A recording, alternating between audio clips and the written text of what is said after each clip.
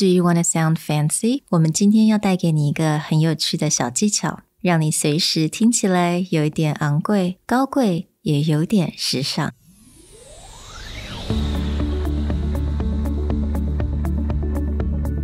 Hello， 欢迎来到 Executive Plus 主管与沟通力的 Podcast。I'm Sherry, an educator, certified coach, and style enthusiast. 我相信专业有效的沟通是语言跟逻辑的完美结合。And I'm Nick, a startup consultant, corporate trainer, and late-night gaming junkie. I believe great communication requires the right mindset and solid frameworks. 我们希望带给大家职场英语的技能、跨文化沟通技巧与其他能帮助您成为出色领导者的工具。Join us each week as we share our experience, research, and methodologies to take your communication and language skills from good to great.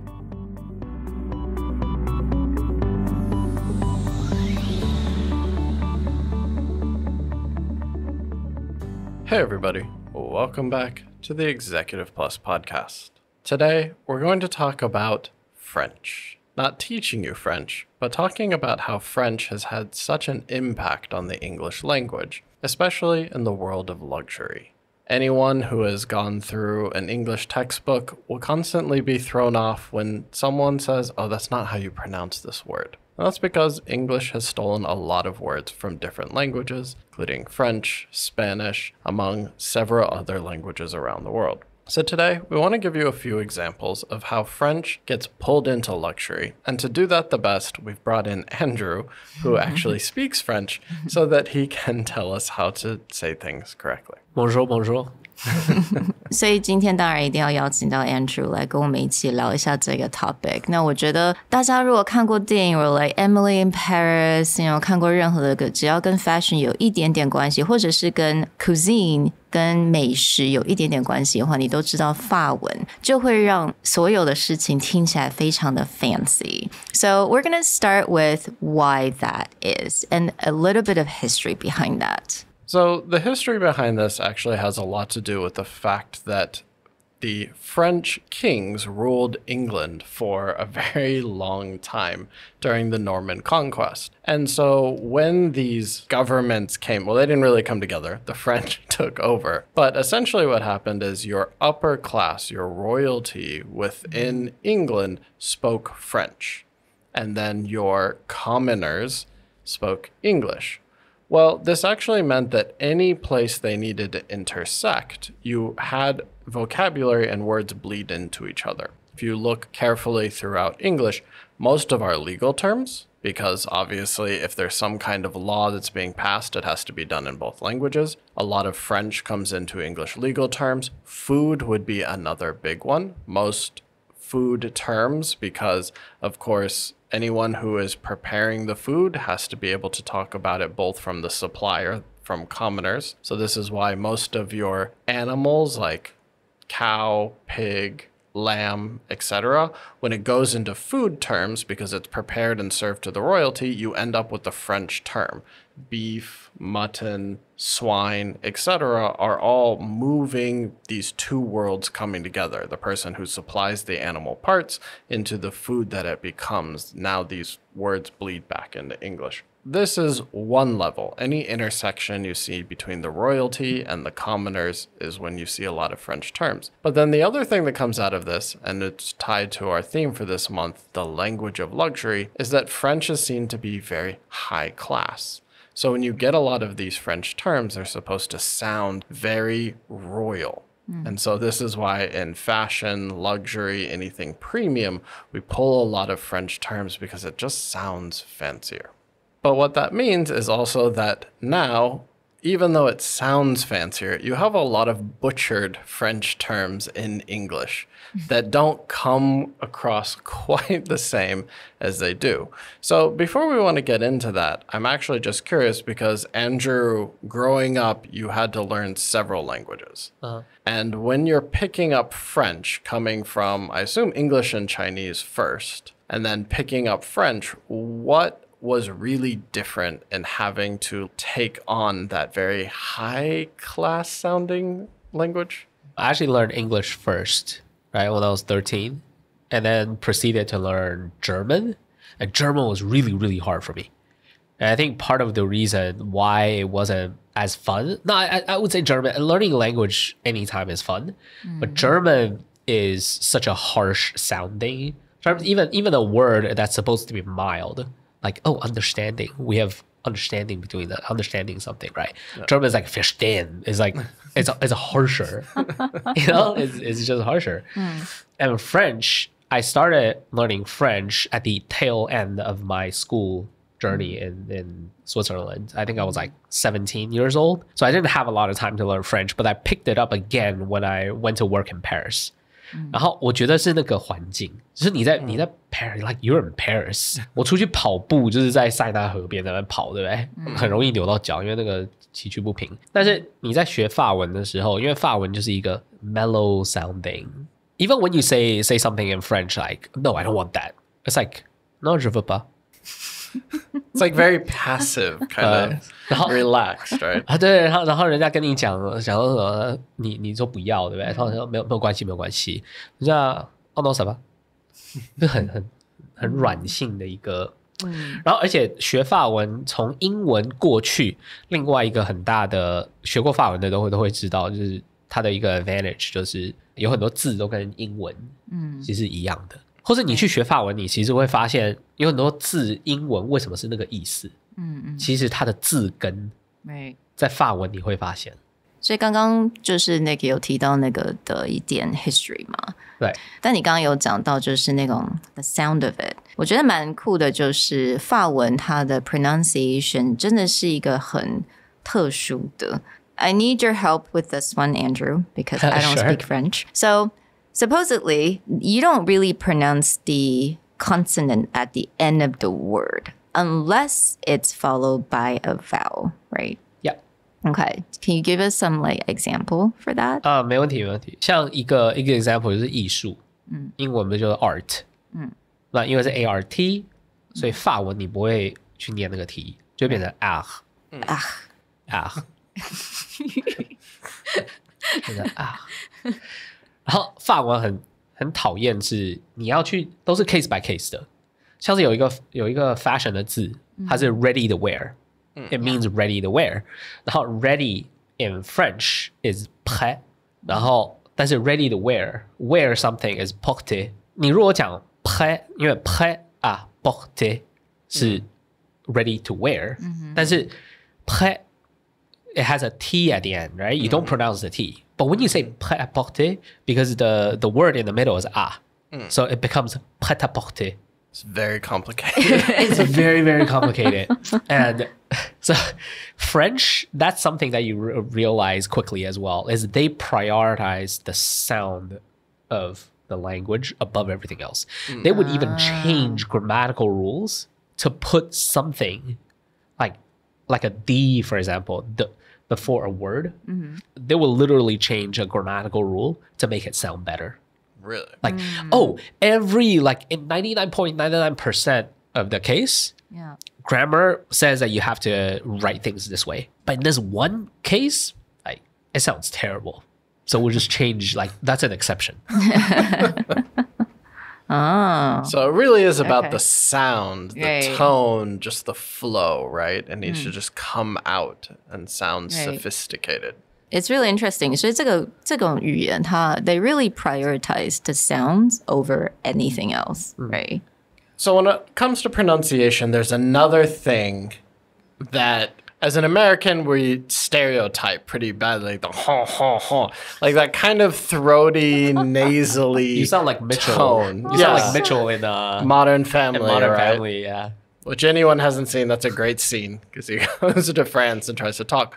But it's just like that throaty, nasally sound seems to be very natural. That's part of the flow. Yeah. But it's also what makes producing that accent, I think, for many English speakers, it's a hard thing to do. Yeah, 没错，真的。所以刚 Nick 在讲到那个 Mitchell 在他去巴黎，大家如果有看过或没看过都没关系，就是找 Mitchell in Paris。然后他就是因为他进了一间餐厅，然后他点了东西，他不知道这是什么东西，就发现是鸽子，然后还快吓死了。然后鸽子就是一个 example of nasal sound，因为鸽子英文不是 pigeon，法文其实是完全几乎是一样的拼音嘛。但是它就变成 pigeon， 然后你就看到那个 Mitchell 发现他盘子上的是鸽子，然后他觉得很恶心，然后他就叫 pigeon。I mean, that's a great example because, and this is also where you see that when someone English will say that word, but then in French, when you say it, it just sounds completely different, even though, as you said, a lot of times the spelling is exactly the same. Yeah. But the moment that you have to say it, so like chic, right? But spelled CHIC. Just naturally in English, you'd be like chick, right? Like chicken, chick. But then you have to like add these tonalities to the language. That makes a big difference. Chic. And I like it how it says that the intonation of French is quite flat, right? And quite very soft. And there is not much of a stress.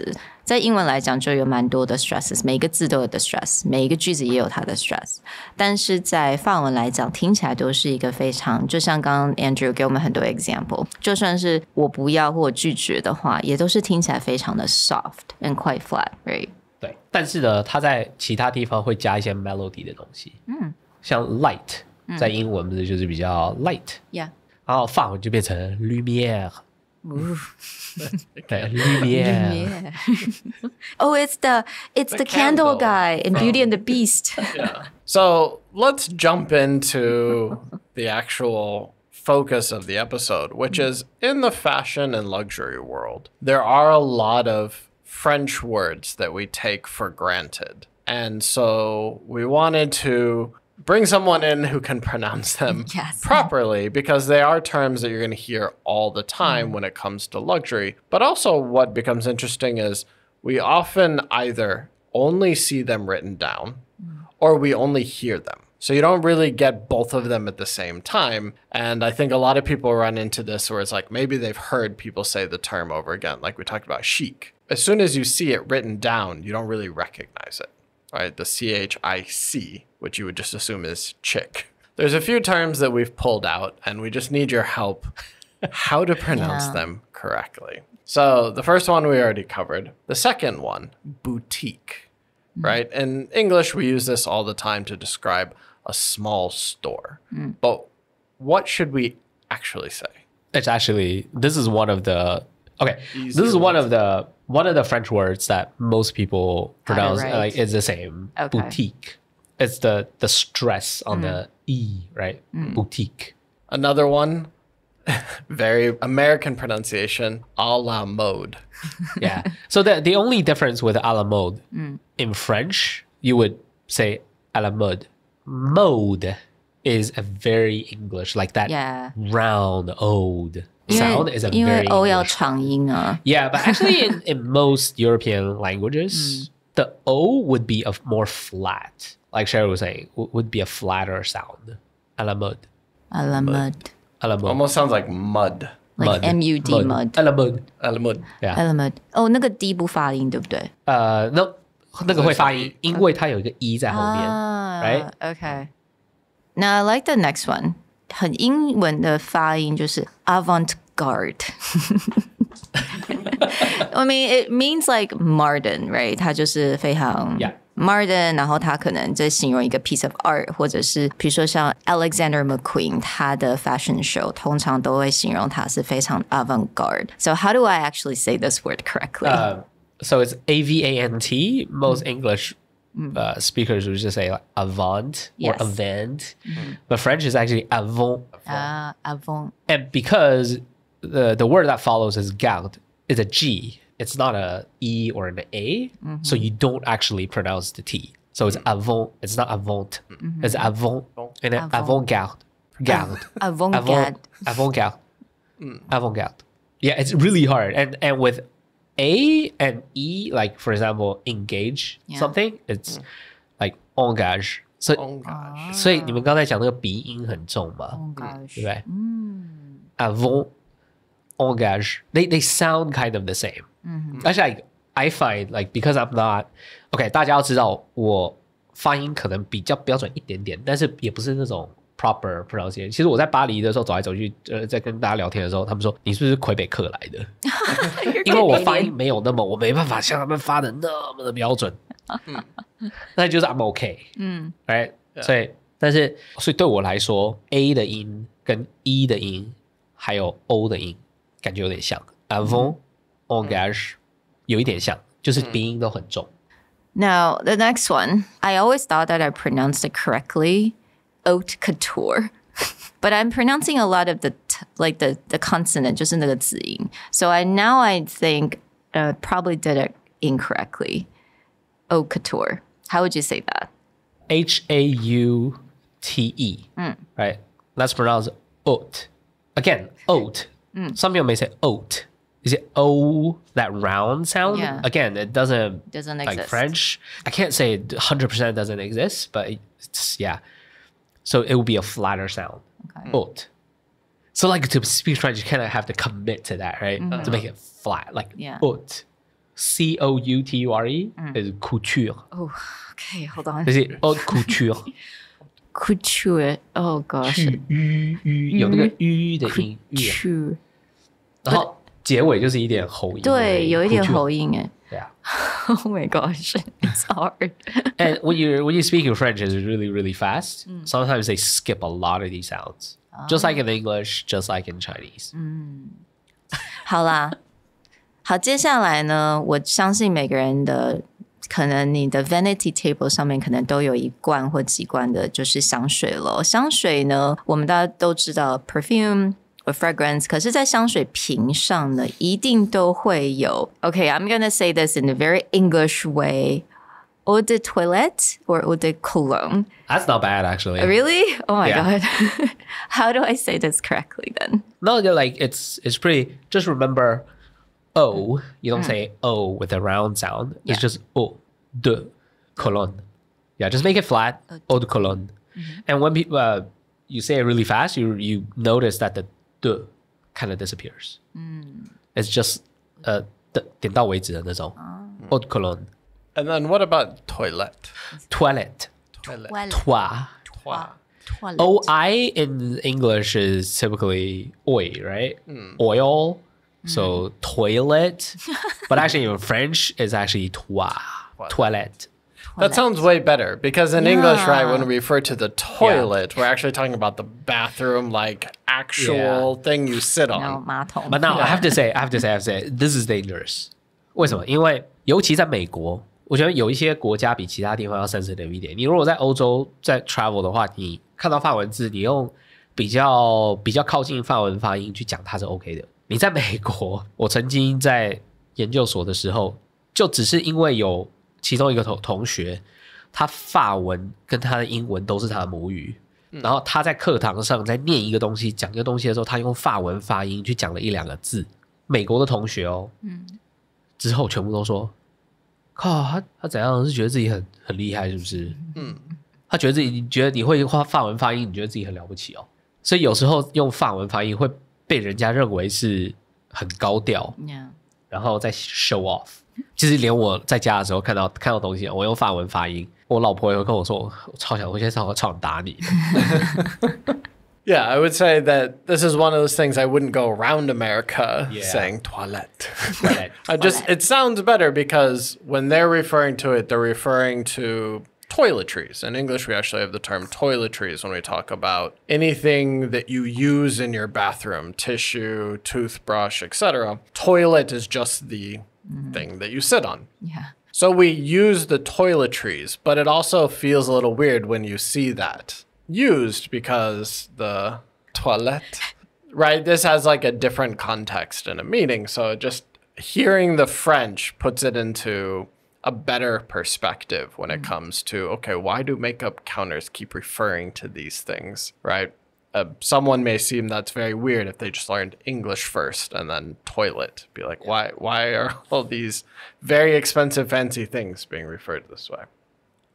Well, I definitely think that our French education can take a pause there. There's a lot more words, but some of these rules, whether it's the pronunciation we talked about or just how to talk about these common terms. I think Sherry and I just learned a whole lot of proper pronunciation of terms that we may have dropped in other episodes. But we hope that you guys enjoyed this. If there's any other French terms that you come across or have questions about in the language of luxury, let us know and we will grab our resident French speaker to make sure we all have the proper pronunciation. We'll talk to you guys next time. Bye. Bye. Au revoir.